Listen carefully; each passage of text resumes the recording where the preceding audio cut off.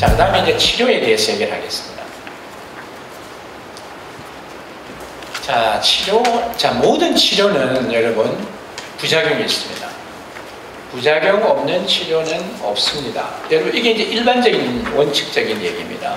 근데 그걸 왜 치료를 왜 하냐? 기대되는 부작용보다도 내가 얻을 수 있는 도움이 훨씬 크기 때문에 치료를 하는 겁니다. 그러니까 여러분들이 병이 없으니까 치료를 안 해야죠. 약을 쓸 때도 많은 분들이 이 약 부작용 없습니까? 이렇게 이제 질문하는데 부작용 없는 약은 없습니다. 약도 여러분 병이 없으면 약을 안 써야 되는 겁니다. 근데 왜 쓰냐? 부작용이 있음에도 불구하고 내가 얻을 수 있는 이익이 더 크다고 생각하기 때문에 약을 쓰는 겁니다.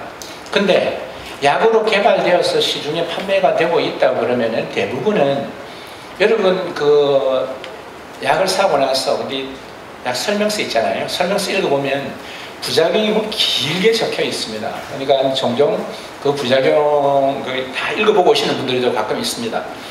보시고 와가지고 이거 이런 부작용이 이제 괜찮냐고 이렇게 이제 질문하시는 분들이 있는데 그 부작용은 대부분은 흔하지 않기 때문에 약으로 개발이 되어 있는 겁니다. 부작용이 흔하면 약으로 개발이 될 수가 없습니다. 근데 어떤 경우에는 부작용이 많아도 약으로 쓰이는 경우가 있습니다. 어떤 경우에? 아주 심한 병인 경우에, 암이나 이런 경우에 사망할 수 있는 병인데, 그런데 이 약을 써서 사망을해서 건져낼 수 있다 그러면, 도움이 될 가능성이 있다 그러면은 그럴 경우에는 쓸 수 있습니다. 그런데 대부분의 경우는 약으로 시판이 되었다 그러면은 부작용은 낮아야만 약으로서 시판이 되고 사람이 사서 쓸 수 있게 만들어 놨습니다. 근데 어쨌거나 우리가 치료를 할 때는 심각한 부작용, 왜냐하면 이게 오래가는 병이니까, 만성병이니까 부작용 없이 호전을 보이고 장기간 동안 재발을 억제할 수 있는 약을 우리가 고르려고 그러는데, 자, 이제 일반적으로 첫 번째는 생활 습관을 교정하고, 아까 술, 담배 피하고 살 빼고 이런 얘기들 했잖아요.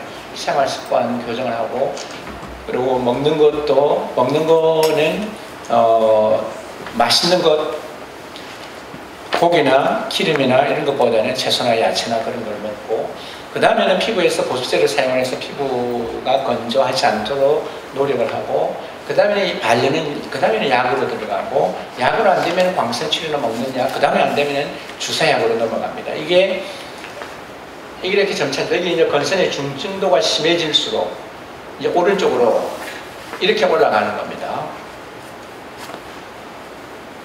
자, 그래서 다시 설명드리면은, 약할 때는 국소도포제를 치료하고, 중간 정도일 때는 광선치료나 전신치료를 할 수 있고, 더 심하면 생물학적 제재인 주사제를 사용할 수가 있습니다. 자, 국소치료는 뭘로 하냐? 자, 국소치료제는 경증인 경우에, 약한 건선인 경우에는 국소치료제를 사용을 합니다. 자, 국소치료, 그러니까 약한 약은 부작용도 적습니다. 강한 약은 부작용이 더 있을 수 있습니다. 그러니까 건선이 심하지 않을 때는 굳이 강하게 치료할 필요가 없이 약한 국소치료제로 치료할 수 있다는 얘기입니다. 주로 국소치료제는 어떤 종류가 있냐? 주로 보습제나 각질용해제, 아니면 국소스테로이드 제제, 비타민 D 제제, 국소스테로이드와 비타민 D 제제에 합친 것, 이런 것들이 있습니다. 근데 주로 이 두 가지를 많이 사용합니다. 보습제 많이 사용하고요. 국소스테로이드 제, 그 외에도 칼슘 및 면역 억제제고, 살리실란 연고, 타르 제제, 우리나라에서는 타르 제제는 많이 사용을 하지 않습니다.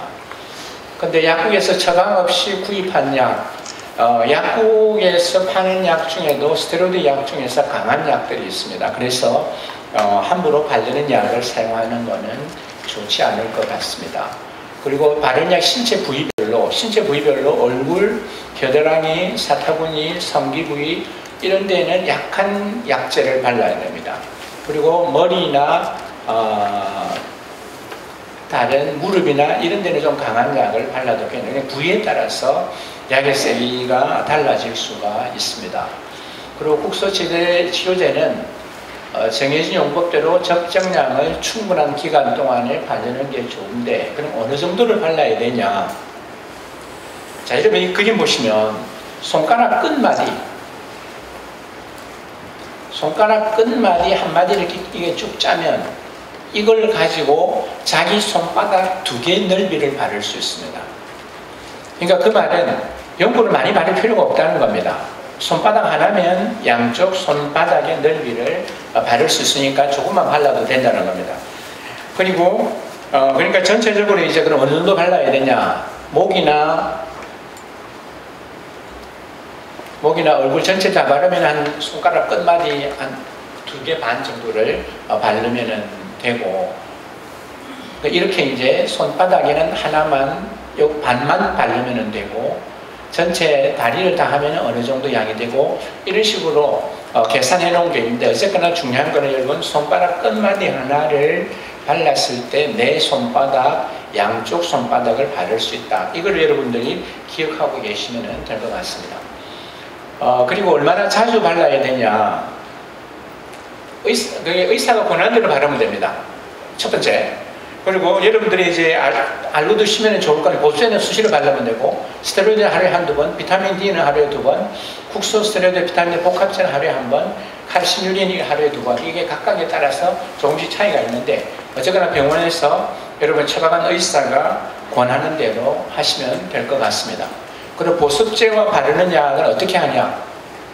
시간을 차이를 좀 두고 바르는 게 좋습니다. 시간을 바르는 게 좋고, 보습제를 바르고 나서 한 20-30분 후에 약을 바르면 훨씬 흡수가 더 좋다, 이런 보고들이 있고, 또 어떤 때는 두 가지 다 어느 걸 발라도 상관이 없다, 이렇게 얘기해 놓은 데도 있는데, 어쨌거나 시간을 좀 떼고 바르는 게 좋을 것 같습니다.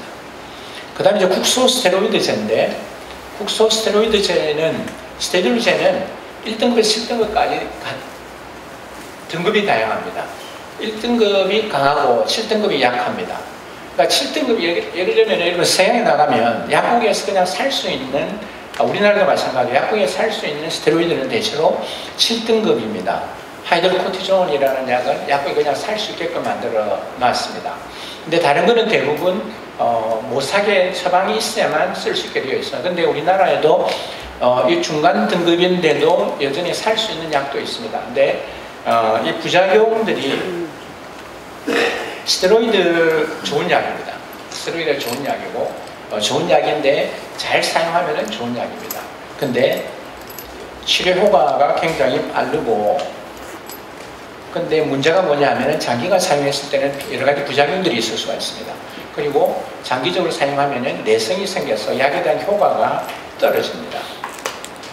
여러 가지 부작용들이 생길 수가 있는데, 여드름, 털이 나는 것도 있고, 피부가 옅어지기도 하고, 감염이 악화되기도 하고, 혈관이 확장이 되거나 피부가 얇아지거나, 전신에 많이 바르면 전신에 흡수가 되어서 혈당치를 올리거나 하는 부작용들이 있을 수가 있습니다. 그래서 국소 스테로이드를 바르면서 부작용을 줄이기 위해서는 여러 가지 조심을 해야 되는데, 특히나 소아나 노인에서는 조심하고, 신체 부위에 따라서 강도를 조절해야 되고, 그 다음에 바르고 나서 밀봉하는 환자분들이 꽤 있는데, 밀봉을 하면 효과가 10배 이상으로 올라갑니다. 효과가 좋습니다. 근데 효과가 좋으면 부작용도 더 많습니다. 그러니까 항상 모든 약은 내가 얻을 수 있는 이익이 있고 잃을 수 있는 손해가 있습니다. 그 두 가지를 잘 비교를 하면서 해야 되는데, 그러니까 밀봉을 자주 하는 것은 좋지가 않습니다.